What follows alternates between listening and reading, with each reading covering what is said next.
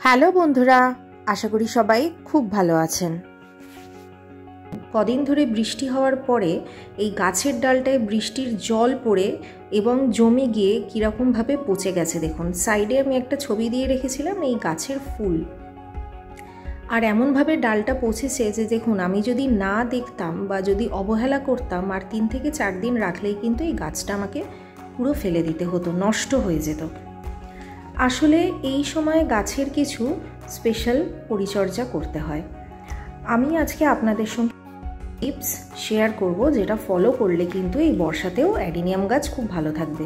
প্রথমত, বৃষ্টি হয়ে যাওয়ার পরে গাছের পাতায় জল জমে সেগুলো কিন্তু ঝেড়ে ফেলে দিতে হবে। পুরনো ফুল বা পাতা থাকলেও সেগুলো হাত দিয়ে ঝরিয়ে ফেলে দিতে হবে, না হলে কিন্তু ওই জলগুলো গাছের পাতায় ডালে জমে পচন ধরে যাবে।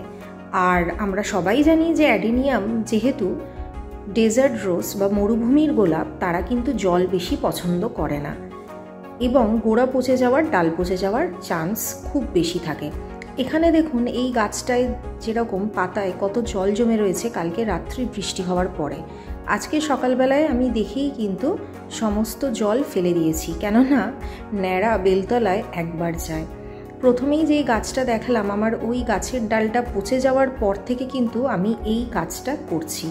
রোজ সকালবেলায় বৃষ্টি হয়ে যাওয়ার পর আমি দেখে নিয়ে একটু পুরনো পাতা, পচে যাওয়া ফুল গাছ থেকে ঝরিয়ে ফেলে দিচ্ছি।